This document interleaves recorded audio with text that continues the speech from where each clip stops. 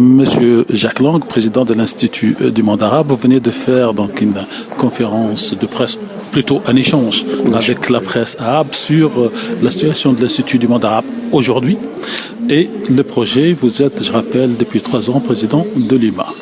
Et il se trouve que l'IMA est aussi partenaire, d'une certaine manière, d'un grand événement musical, communautaire et international. C'est le Festival du Rail, le 30e.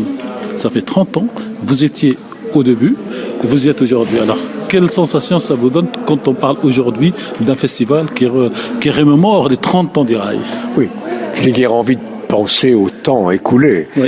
En revanche, le rail, c'est un mouvement extraordinaire, né, comme vous le savez, dans l'Oranais, et qui chantait l'amour, la liberté, l'amitié, le bonheur. C'était des artistes exceptionnels, parmi les premiers, la génération des Cheb Khaled, par exemple. Et il est toujours là. Il est toujours là, il est toujours là.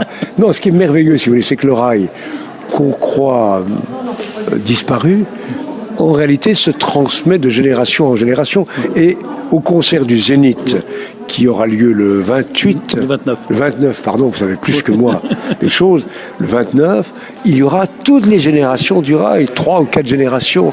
Et mon espoir, c'est que ce ne soit pas seulement une manifestation tournée vers le passé, mais que ça marque le début d'une nouvelle renaissance du rail. Vous allez en être, monsieur? J'y serai, évidemment. Alors, on va vous choper là-bas sur place pour le bruit. Là. Mais le fait que cette musique survive à tout ce qui se passe depuis 30 ans sur l'image du monde arabe, c'est quoi? C'est une espèce de bataille de la vie qui continue? Oui, c'est une volonté de vivre. C'est ça qui est fantastique. C'est une volonté de vivre. Le rail exprime la vie, l'amour, la passion, la joie de vivre. Et tant mieux. Ouais. En 1986, il se chantait principalement en arabe. Aujourd'hui, il se chante en arabe, en français et dans les 2 langues en même temps. Oui, et parfois dans d'autres langues. Parce que, vous savez, il y a eu un moment où le rail a connu une gloire mondiale. Ouais.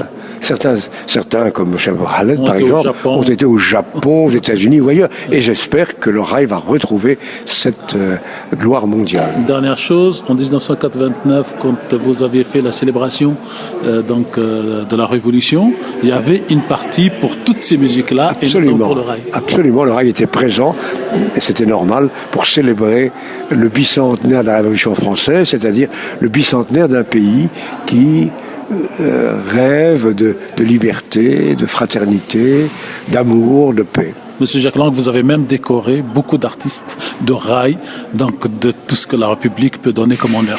Vous avez raison. Moi, je l'ai fait par passion et parce qu'aussi ces artistes ont beaucoup apporté et à la musique, je dirais, orientale ou arabe, et à la France.